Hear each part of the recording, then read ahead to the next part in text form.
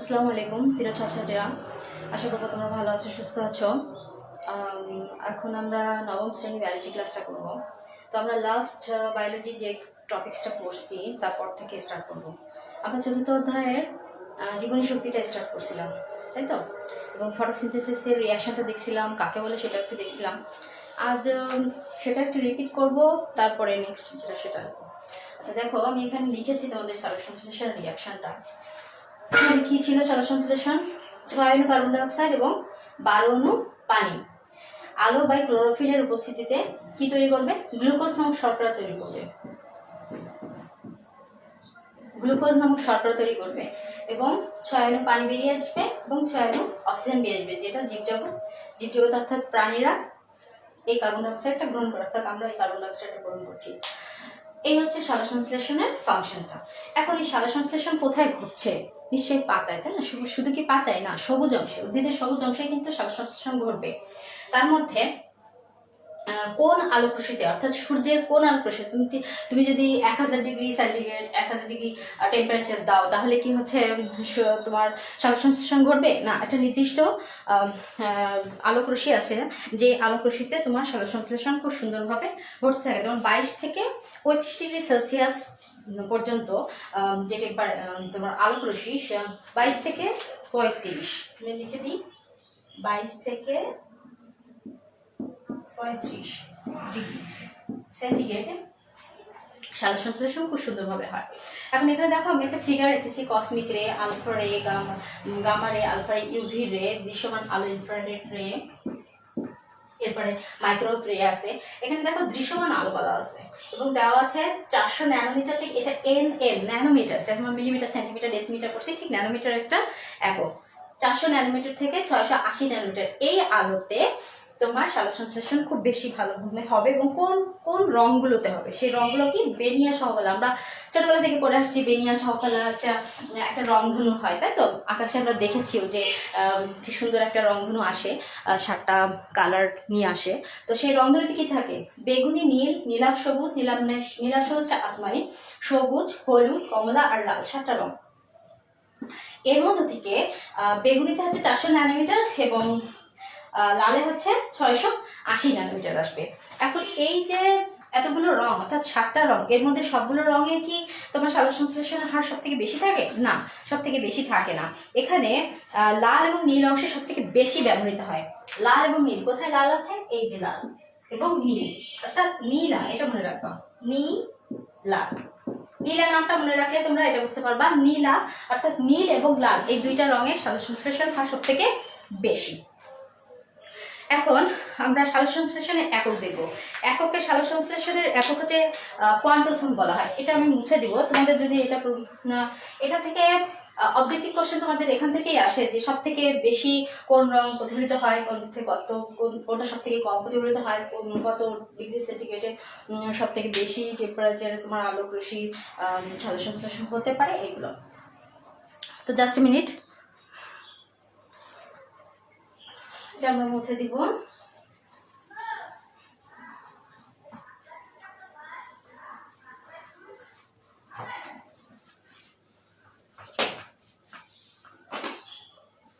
এটা একটু দরকার আছে, যার জন্য এটা থাক। এরপর আমরা দেখবো সালোকসংশ্লেষণ ক্ষুদ্রতম একক। ঠিক আছে, এককটার নাম হচ্ছে কোয়ান্টোসম। কোয়ান্টোসম বলা হয়, ঠিক আছে? তোমাদের বইয়ে আছে, তারপর একটু দেখে নিবা। এখন দেখো, এই সালোকসংশ্লেষণ একক হচ্ছে কোয়ান্টোসম। কাঁচামালটা কি? কাঁচামাল কাকে বলে?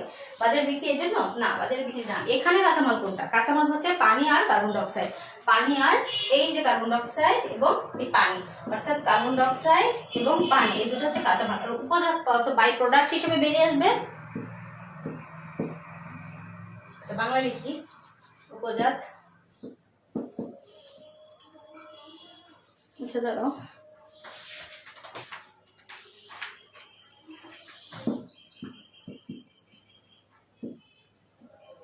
বাই প্রোডাক্ট কি? পানি আর অক্সিজেন, সরি, পানি আর অক্সিজেন, অর্থাৎ এটা আর এটা, এই দুটো হচ্ছে বাই প্রোডাক্ট হিসেবে বেরিয়ে আসবে। এখানে দেখো, অক্সিজেন পানি সালোকসংশ্লেষণের উপজাত দ্রব্য, অর্থাৎ বাই প্রোডাক্ট দ্রব্য। এখানে জারণ বিজারণ প্রক্রিয়া সংঘটিত, অর্থাৎ oxidation reduction process. Oxidation reduction process.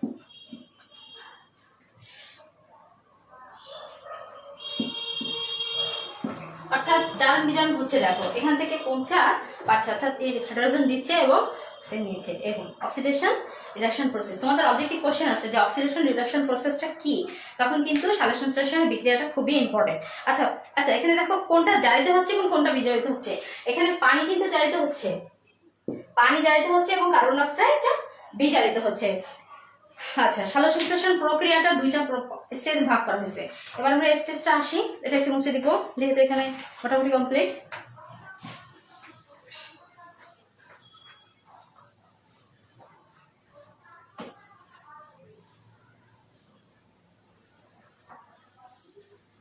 দুইটা স্টেজে সম্পন্ন হয়, একটা হচ্ছে লাইট ডিপেন্ডেন্ট ফেজ আর একটা হচ্ছে ডার্ক ডিপেন্ডেন্ট ফেজ। একটা লাইট আর একটা হচ্ছে ডার্ক, দুইটা ফেজ, একটা হচ্ছে light dependent phase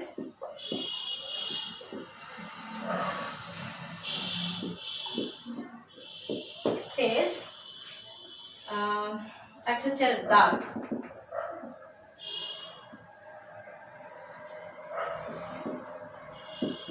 dark phase or light independent।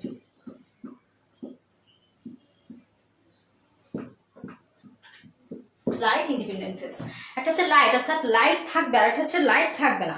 এখন লাইট যখন থাকবে তখন কি এডিপি আর আইপি সংযুক্ত হয়ে এডিপি প্লাস আইপি সংযুক্ত হচ্ছে, যাই থেকে এটিপি তৈরি হচ্ছে। গত ক্লাসে আমি বলেছিলাম what is the ATP, what is the ATP, GTP, FEDP ইত্যাদি, এরকম বিভিন্ন অ্যাব্রিভিয়েশন তোমাদের পরপর আসবে, এডিপি, NaH2 ইত্যাদি। তো এখানে এডিপি হচ্ছে অ্যাডিনোসিন ডাইফসফেট, ডাই মানে দুইটা এখানে, আর একটা আইপি হচ্ছে ইনঅর্গানিক ফসফেট, অর্থাৎ এডিপি অর্থাৎ adenosine diphosphate plus inorganic phosphate, এটা সংযুক্ত হয়ে তৈরি হয়েছে কি অ্যাডিনোসিন ট্রাইফসফেট, অর্থাৎ একটা ফসফেট বেড়ে গেল। আর ডার্ক রিঅ্যাকশনে কি হচ্ছে, ডার্ক রিঅ্যাকশন হচ্ছে তোমার ক্যালভিন চক্র, তারপরে হ্যাচো-স্নাক চক্র, ক্লাস-রিঅ্যাকশন চক্র, এভাবে সম্পূর্ণ হচ্ছে। এর মধ্যে দেখো তিনটা রিঅ্যাকশন হচ্ছে, একটা হচ্ছে এ ক্যালভিন সাইকেল,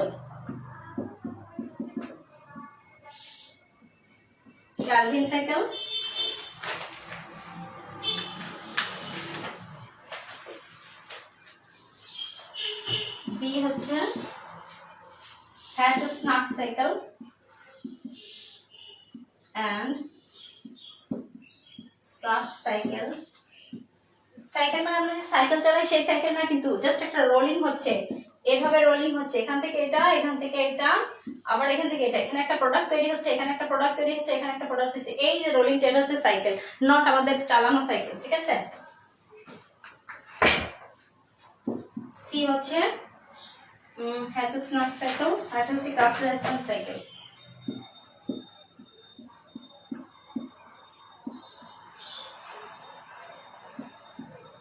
অ্যাসিড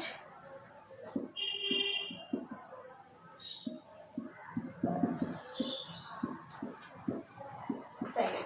আচ্ছা দেখো ক্যালভিন সাইকেলকে আবার C3 সাইকেল বলা হয়। আমি এটা ডিটেইলস বলবো, প্রথমে নামগুলো বলেছি। C3 সাইকেল বলা হয়, হ্যাচো-স্নাক সাইকেলকে C4 সাইকেল বলা হয়। এটা C4, এটা লিখি C4 সাইকেল বলা হয়। আর ক্লাস-রিঅ্যাকশনকে হচ্ছে CAM, ঠিক আছে, CAM সাইকেল বলা হয়। তো CAM সাইকেলটা তোমাদের বইয়ে মেবি নাই, জাস্ট নামটা জেনে রাখো, নামটা আছে। আর ক্যালভিন সাইকেল এবং হ্যাচো-স্নাক সাইকেলটা আছে, এটা একটু করতে হবে। তো আমরা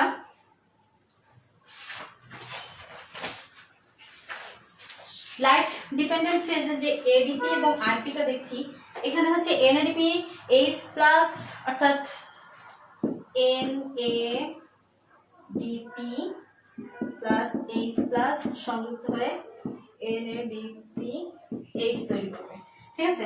এখানে একটা ওই যে আলোক রশ্মি ছিল, ঠিক আছে, এখান থেকে একটা ফোটন কণা নিবে, অর্থাৎ ইলেকট্রন আনবে। এখন ইলেকট্রনকে কি নামে সম্বোধন করা হয়েছে? ফোটন নামে সম্বোধন, ফোটন কণা নামে সম্বোধন করা হয়েছে। এই ফোটন কণাটাই বিভিন্ন সার্কেলের মাধ্যমে ঘুরে ঘুরে চলে আসবে। আচ্ছা, এখানে দেখো এই যে অ্যাব্রিভিয়েশনটা, এটা কিন্তু মুখস্থ করতে হবে। এডিপি মিনিংসটা কি? Adenosine diphosphate. আইপি হচ্ছে ইনঅর্গানিক ফসফেট, এডিপি হচ্ছে অ্যাডিনোসিন ট্রাইফসফেট, এনএডিপিএস2 মানে nicotinamide adenine diphosphate, nicotinamide adenosine diphosphate hydrogen. ঠিক আছে? আচ্ছা, এবার ডার্ক ফেজের ক্যালভিন সাইকেল এবং স্নাক সাইকেল, এটার আমরা একটু ডিফারেন্সটা দেখবো। ডিফারেন্সটা দেখলে কাকে বলে সেটা আমরা বুঝে বলবো। এটা একটু মুছে দিব ওয়ান টাইম প্লিজ।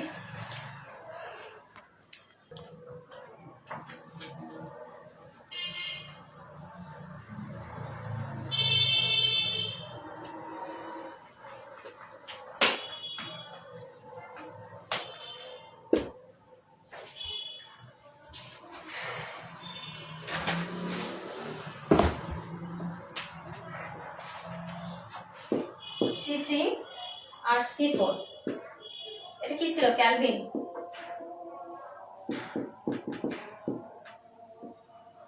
এটা হ্যাচস্নাক and স্লাগ সাইকেল।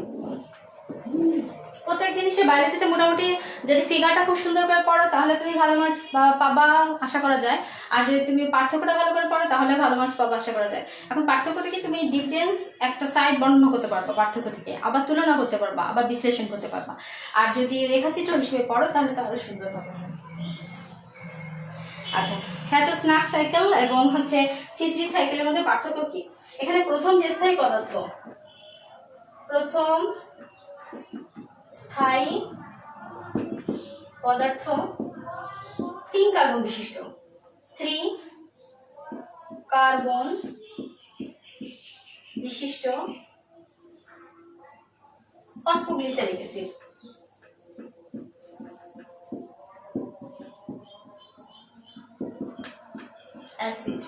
ঠিক আছে?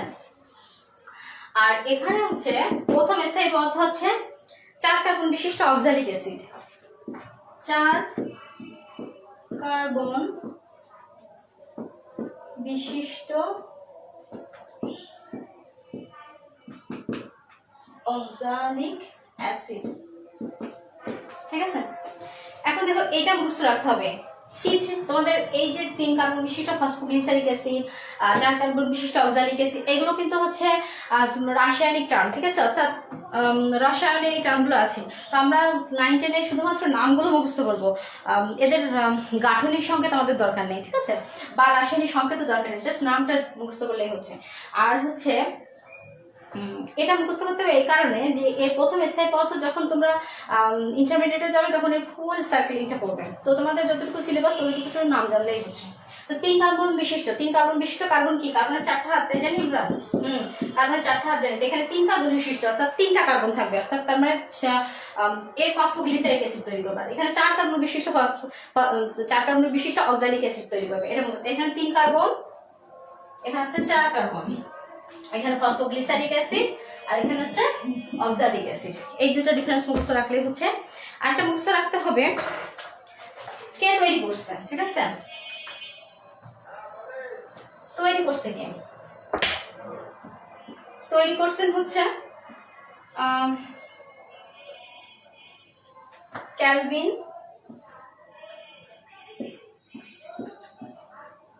ক্যালভিন ও বেনসন। ঠিক আছে? আর হ্যাচস্নাক সাইকেল তৈরি করছে হচ্ছে hatch, MD hatch, MD hatch and হচ্ছে স্লাগ, এমডি স্লাগ না সি আর স্লাগ। ঠিক আছে? তো এই দেখো নামে, অর্থাৎ আমরা নর্মালি জেনে এসেছি প্রথম অধ্যায়ে যে যদি সায়েন্টিফিক কোনো কোনো কিছুর নাম আমরা দেখেছি, তো দেখছি যে বিজ্ঞানী তৈরি করে তার নামের অনুসারে দেওয়া হয়। তো এই যে ক্যালভিন আর বেনসন এটা তৈরি করেছে, তাদের নাম অনুসারে এই সাইকেলটার নাম দেওয়া হয়েছে ক্যালভিন সাইকেল। আর যেহেতু এমডি হ্যাচ ও সি আর স্লাক এই সাইকেলটা তৈরি করেছে, এই জন্য তার নাম দেওয়া হয়েছে হ্যাচ ও স্লাক সাইকেল। আচ্ছা, এটা হচ্ছে মরুজ উদ্ভিদ, ঠিক আছে, এটা মনে রাখবা। এটা নর্মাল কন্ডিশন,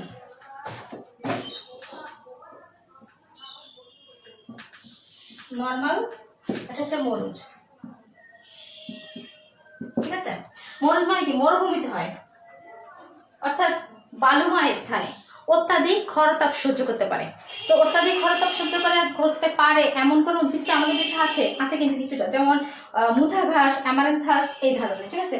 আর নর্মাল যে উদ্ভিদটার মধ্যে আছে তোমাদের বিভিন্ন রকম আম গাছ, কাঁঠাল গাছ, এগুলো আছে নর্মাল, ঠিক আছে। আর এটা হচ্ছে মুথা ঘাস। এই 3টা পয়েন্ট মুখস্থ রাখলে মোটামুটি তুমি ক্যালভিন সাইকেল, C3 সাইকেল এবং C4 সাইকেলটা মোটামুটি পারছো। আচ্ছা, সালোক সংশ্লেষণ ক্লোরোফিলের ভূমিকা, এর পরের যে টপিকসটা আছে 70 পেজ, দেখো সালোক সংশ্লেষণে ক্লোরোফিলের ভূমিকা। ক্লোরোফিল না থাকলে যে সালোক সংশ্লেষণ হবে না, এটাকে আমরা জানি, অবশ্যই জানি, কারণ ক্লোরোফিলের প্লাস্টিড না থাকলে সালোক সংশ্লেষণ সম্ভব নয়। কারণ প্লাস্টিডের 3টা অংশ, একটা হচ্ছে ক্লোরোপ্লাস্ট, হচ্ছে ক্রোমোপ্লাস্ট, আর হচ্ছে লিউকোপ্লাস্ট। দেখো ক্লোরোপ্লাস্ট কি করছিলাম আমরা, ক্লোরোপ্লাস্ট যদি না থাকে তাহলে সালোক সংশ্লেষণ সম্ভব নয়। কখনো কখনো যে প্লাস্টিডের যে অংশ থেকে লিউকোপ্লাস্ট আছে, যেটা মূল হিসেবে আমাদের উদ্ভিদে থাকে, সেই মূলটা যদি কোনো কারণে সূর্যালোকের উপস্থিতি পায়, অর্থাৎ সূর্যালোক যদি পড়ে অথবা তুমি লাইটের কাছাকাছি রাখো, তাহলে দেখা যাবে বেশ কিছুদিন পরে সবুজ বর্ণ ধারণ করছে, অর্থাৎ ক্লোরোফিল তৈরি হচ্ছে। ক্লোরোফিল যখনই তৈরি হবে তখনই সেই স্থানটাতে ফটোসিনথেসিস সম্ভব হবে। তো আমরা একটু ব্যাকে যাচ্ছি, দেখো তোমাদের বইয়ের 69 পেজ, ঠিক আছে। 69 পেজে, সরি 69 না, 70 পেজ দেখো। 70 পেজ উদ্ভিদের সালোক সংশ্লেষণের 2টি ধাপ, আলোক পর্যায় ও ক্যালভিন সাইকেল। আলোক পর্যায়, অন্ধকার পর্যায়ে এখানে একটা রিয়াকশন আছে, এটা কিন্তু মাইটোকন্ড্রিয়াতে ঘটতেছে, ঠিক আছে। দেখো সালোক সংশ্লেষণে কিন্তু স্ট্রোমা, এখানে হচ্ছে গ্রানা, থাইলাকয়েড, বিভিন্ন রকম জিনিস আছে, যেটা আমরা 2য় অধ্যায়ে পড়েছিলাম, তাই তো, উদ্ভিদের অঙ্গসংস্থান সেটা। এরপরে দেখো সালোক সংশ্লেষণের কত তাপমাত্রায় সালোক সংশ্লেষণ সংঘটিত হয়, এটা আমি ফার্স্টে তোমাদের ইউভি রে, আলফা রে, গামা রে এটা দিয়ে দেখি, যে একটা ছক করে দেখিয়েছিলাম, সেখানে দেখো 400 ন্যানোমিটার থেকে 680 ন্যানোমিটার এর মধ্যে সালোক সংশ্লেষণটা সম্ভব হয়, এটা আমরা দেখেছি। সালোক সংশ্লেষণ প্রভাবক, দেখো প্রভাবক মানে কি? কোনো জিনিস প্রভাব না পড়লে সে জিনিসটা সম্ভব হয় না, সেটাকে বলে প্রভাবক, তাই তো, অর্থাৎ এনজাইম, অনুঘটক। তো বাহ্যিক প্রভাবক সমূহের মধ্যে আছে আর 2টা প্রভাবক আছে, একটা হচ্ছে বাহ্যিক আর একটা হচ্ছে অভ্যন্তরীণ। এটা একটু মুছে দেই, প্রভাবকটা আমাদের চেঞ্জ করতে হবে, কারণ প্রভাবক থেকে কোশ্চেন আসে।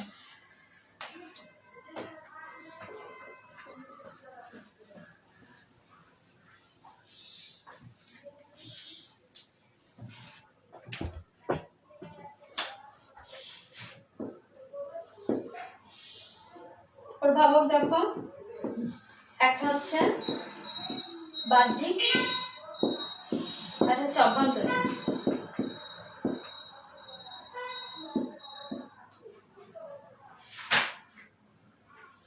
অভ্যন্তরীণ। আচ্ছা, বাহ্যিক প্রভাবকের মধ্যে অনেক কিছু আছে, যেমন আলো আছে, কার্বন ডাই অক্সাইড আছে, পানি আছে, তাপমাত্রা আছে,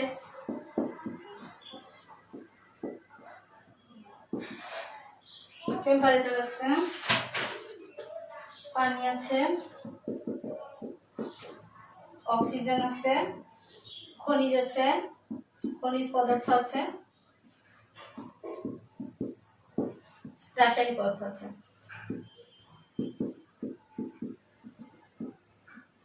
রাসায়নিক পদার্থ আছে। অভ্যন্তরীণ প্রভাবকের মধ্যে আছে ক্লোরোফিল, ক্লোরোফিল আছে, পাতার বয়স আছে, আমি লিখে তারপর বলছি।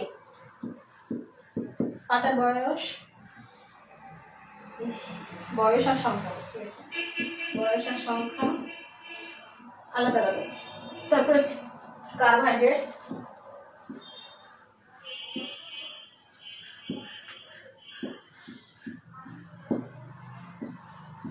কার্বোহাইড্রেট, তারপর হচ্ছে পটাশিয়াম,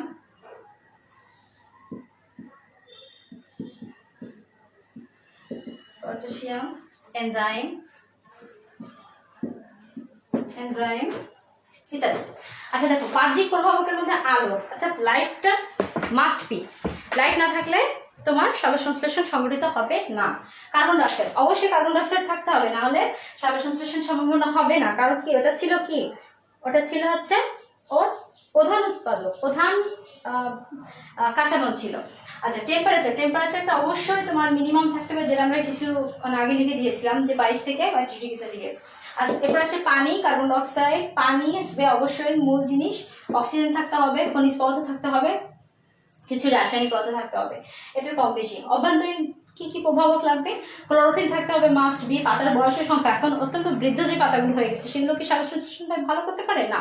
অত্যন্ত বৃদ্ধ পাতাগুলো সালোক সংশ্লেষণ ভালো করতে পারবে না। আবার যারা কচি পাতা, অর্থাৎ তোমার কেবল হচ্ছে তোমার মূলের তোমার কাণ্ডের একেবারে অগ্রভাগে যে পাতাগুলো থাকে, ঠিক আছে, সেই পাতাগুলো যে সালোক সংশ্লেষণ হার খুব কম, ঠিক আছে। কারণ আর হচ্ছে মধ্যবয়সী পাতায় সালোক সংশ্লেষণ হার সব থেকে বেশি থাকে। এবার থেকে কার্বোহাইড্রেট, অর্থাৎ তোমার শর্করার পরিমাণ কত থাকবে, পটাশিয়াম, এনজাইম ইত্যাদি। এরপরের পার্ট দেখো, জীবজগতে সালোক সংশ্লেষণের গুরুত্ব। সালোক সংশ্লেষণের গুরুত্ব কি, অর্থাৎ সালোক সংশ্লেষণ কতটুকু হলে আমরা গ্রহণ করতে পারবো, কতটুকু না হলে পারবো না সেটা।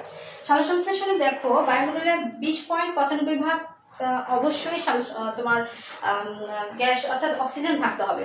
কত পার্সেন্ট অক্সিজেন, কতটুকু থাকতে হবে, 20.95%, ঠিক আছে। আর কার্বন ডাইঅক্সাইড থাকতে হবে কত পার্সেন্ট,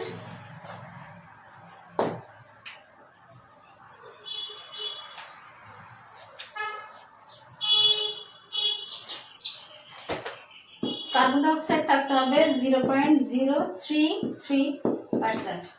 খেয়াল করো, এখানে কার্বন ডাইঅক্সাইডের পরিমাণ কিন্তু কম আর অক্সিজেনের পরিমাণ বেশি, যেটা আমরা সবসময় শ্বাসের সাথে গ্রহণ করছি, তাই তো। এখন কার্বন ডাইঅক্সাইডের পরিমাণ যদি বেশি হয়ে যায় তাহলে কি হবে, পরিবেশের যে সার্কুলেশনটা চলছে সেটার বিঘ্ন ঘটবে। আচ্ছা,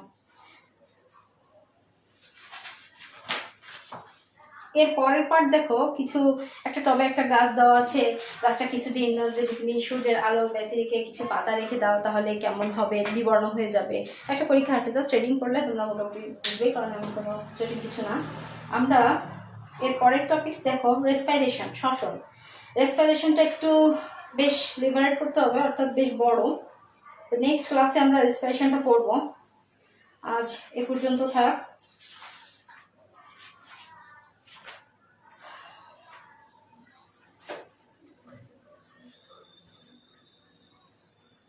আচ্ছা, একটু রেসপিরেশনটা শুরু করি আমরা, আজ থাক, দরকার নেই। রেসপিরেশনটা একটু শুরু করি,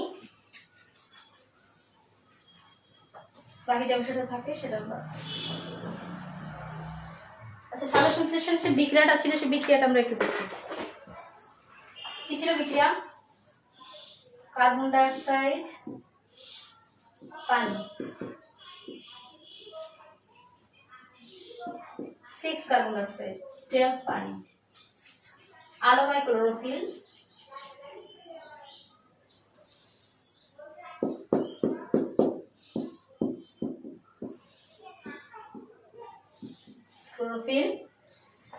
কি তৈরি ছিল, গ্লুকোজ তৈরি হয়েছিল, C6H12O6, আর তৈরি হয়েছিল 6 কার্বন ডাইঅক্সাইড প্লাস 6 পানি আর 6 অক্সিজেন, তাই না? এই ছিল রিঅ্যাকশনটা।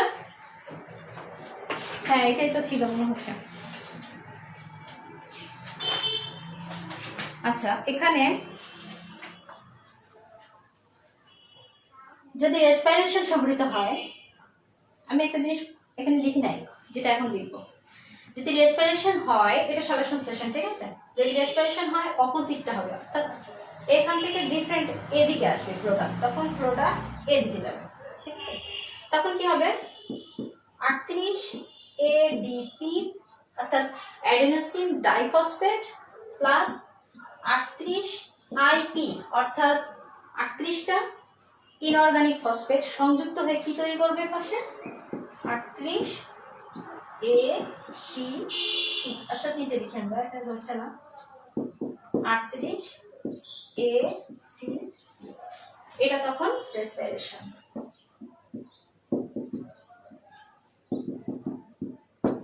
আর এটা ছিল ফটোসিনথেসিস।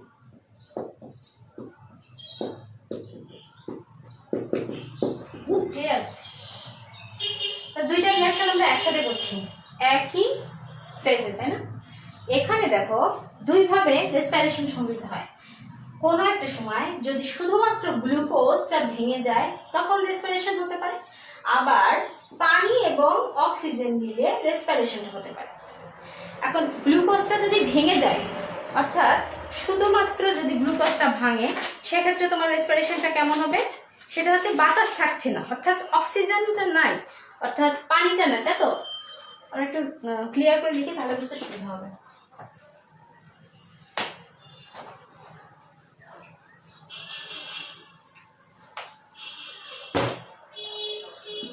C6H12O6 প্লাস অক্সিজেন যদি বিক্রিয়া করে তখন একটা রেসপিরেশন সংঘটিত হবে। আর যদি শুধুমাত্র গ্লুকোজ ভেঙে যায় তখন একটা রিঅ্যাকশন সংঘটিত হবে। দেখো কি নাই এখানে, এখানে কিন্তু অক্সিজেন নাই, অর্থাৎ অক্সিজেন মানে কি বাতাস, তাই তো? বাতাসের মধ্যে তো অক্সিজেন আছে।